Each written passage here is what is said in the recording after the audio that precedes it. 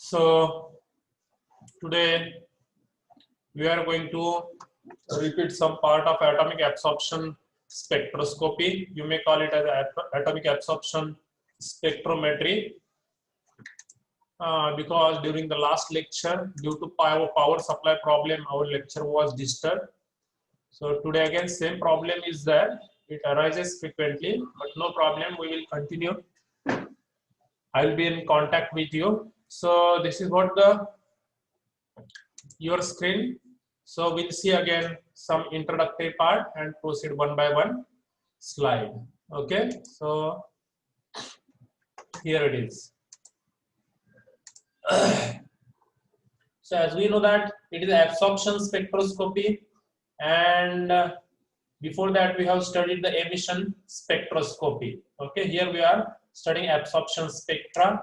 Okay, so this technique used for the study of different metals. Okay, from the metalloids, different biological samples, we can study the metal, and it is a reliable technique. It is reliable technique, somehow simple to use. Okay, in laboratory we can easily handle. And see here, you can see the figure here, about 62 elements. 62 elements can be analyzed with the help of this technique. Very nice technique, this one. Okay, so different sample, as I told you, that it may be organic, inorganic, or any biological sample you can analyze with the help of this technique. So this is what the first atomic absorption spectroscope or spectrometer invented by the scientist, that is Alan Walsh in 1954. Okay, so see how the invention help us to get the analysis of different things which are nowadays still, see, near about 70 years are completed or going to complete. Okay, and still that technique we are using in our day-to-day life, and its importance is increasing day by day. See how the initial instrument was there, and these are the elements which you can see on your screen, that appears in the pink color. All these elements we can study with the help of atomic absorption spectroscopy or spectrometer. Okay, these elements which appears here in the pink color, this is not a less number. 62 elements means not less, so you can easily study with the help of this technique.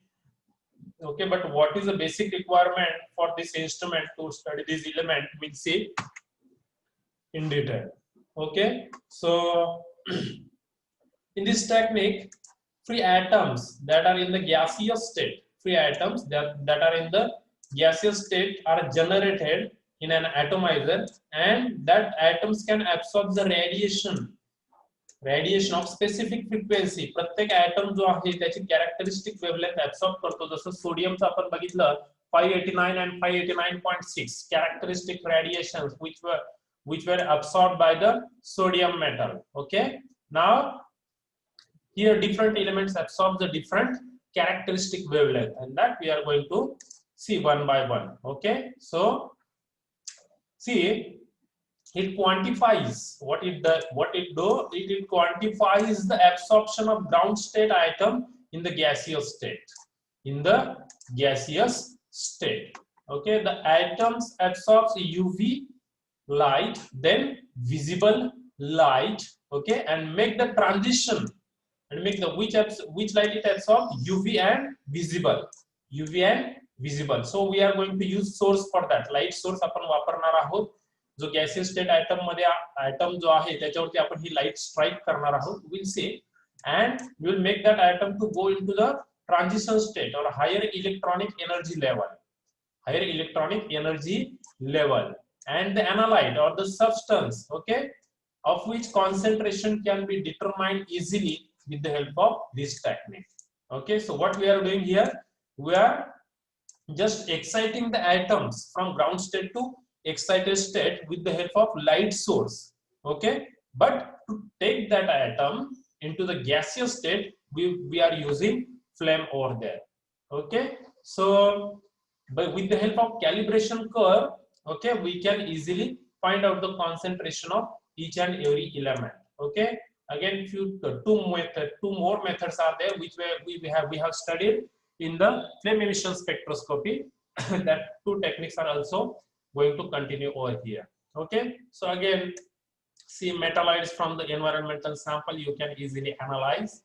Okay, this is common technique, easy technique, cheap technique. Many samples can be analyzed.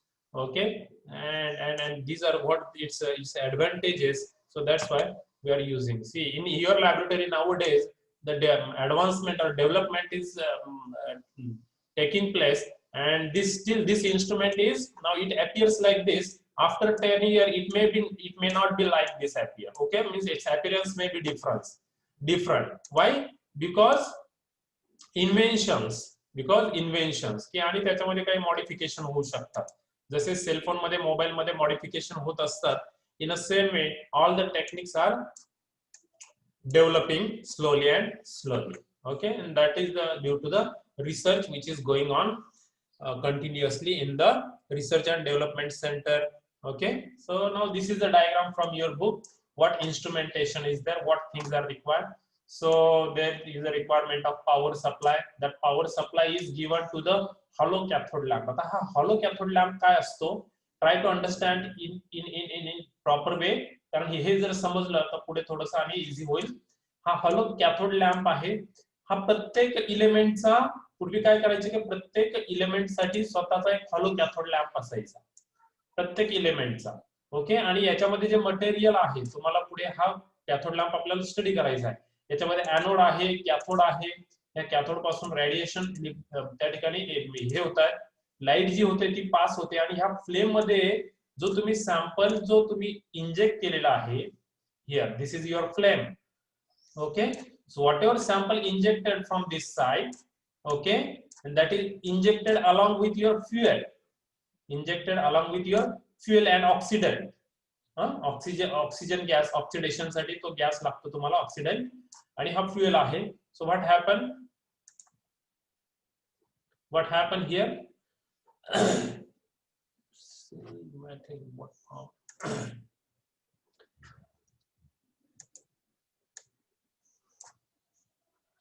so the sample comes over here, and what is happening there, that is going to burn in presence of this fuel and oxidant. So that goes to the gaseous state. Now all the atom will goes to the gaseous state, but now the flame temperature is not much high, and we are not exciting atom with the help of flame temperature. We are exciting atoms with the help of this light, which is coming from the cathode now, okay, this is very important. And the atom will goes to the excited state, आणि जे काही त्यांनी characteristic radiation absorb केलेला आहे, now that light which is coming from the cathode will goes to prism, monochromator, or you may use the diffraction grating. Instead of prism you can use diffraction grating, which passes to photomultiplier tube. Okay, and that photomultiplier tube you have studied in SYBSC, you know its role. It converts light energy into the electrical energy, okay, and that automatically now signal will be generated. It amplifies the signal, AC amplifier, and you will get the signal on your readout device. Whole assembly is properly fixed. If you see this is what your readout device. So this is a sample. See how easy. तुम्ही फक्त त्याचं instrumentation study करताय की कसं असेल. तुमचं काम एकच आहे की सॅम्पल या ठिकाणी ठेवायचा आहे. हा सॅम्पल आहे तुमचा कोनिकल मध्ये, तो ऑटोमॅटिकली इथे आतमध्ये जातो, आणि whole process is automatically taking place, and you will get the result over here in your hand. You will have a reading. Okay, so no need to worry much about, but what is our motto is to understand how the whole mechanism is going on, how whole phenomena is going on, what happens actually in the instrument. As a chemist, it's our duty. Okay, so this is a motor. Now this motor is used, it is attached to this rotating chopper. This is continuously rotating chopper आहे, म्हणजे light cut करतो, तो वारंवार light cut करतो. हा जो constant light इकडे येतो आहे, so constantly which light comes from the right side or from the cathode, okay, so that light it cuts frequently it cuts, आणि तो काय होतो इथे ब्रेक होतो आणि पास होतो, ब्रेक होतो पास होतो, ब्रेक होतो पास होतो. लक्षात येतंय तुमच्या? म्हणजे जशी टॉर्च आपण पेटवतो, म्हणजे टॉर्च आपण लावतो बंद करतोय, लावतोय पुन्हा बंद करतोय, लावतोय बंद करतोय, टॉर्च जशी चमकवतो तसा this in that way that radiations are going to the prism and from which it goes to the photomultiplier. So you will get the current over here now. Okay, you will get the current here. We'll see one by one again in detail. So this is how power supply hollow cathode lamp which appears like this. Here it is your rotating chopper, okay, which is attached to the motor now. Motor त्याला rotate करते आहे म्हणून त्याला motor attach केलेली आहे आणि तरच तो फिरू शकतो. This is burner. या बर्नर मध्ये इकडनं तुम्ही फ्युएल टाकताय, सॅम्पल टाकताय आणि oxygen टाकताय, and that goes to the prism. Okay, from prism that radiation goes to the photomultiplier. What is the role of prism? It's a filter. It's a filter. It allows only particular wavelength of light to pass. Allows only particular wavelength of light to pass through it. Okay, आणि तीच त्याच्यामधून त्या ठिकाणी पास होते आणि जे की आपण काय करणार आहे त्या ठिकाणी डिटेक्ट करणार आहोत. काय करणार आहोत? डिटेक्ट करणार आहोत. Okay, see now.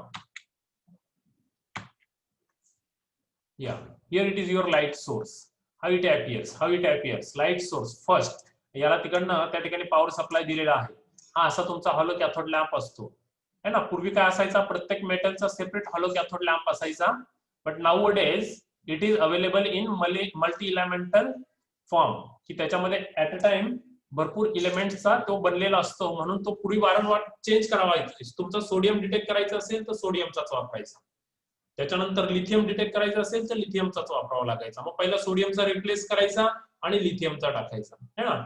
आणि मग पुन्हा कॅल्शियम स्टडी करायचा असेल तर what you need to do, की तो हा लिथियमचा काढायचा आणि कॅल्शियमचा त्या ठिकाणी तुम्हाला लावायचा आहे. हा प्रॉब्लेम पूर्वी होता, but now days we have multi elemental cathode lamp. Multi elemental cathode lamp. Okay, now this is a cathode lamp which is hollow. Okay, there is a glass shield around it. ही जी दिसते तुम्हाला screen वरती ही glass shield आहे बघा.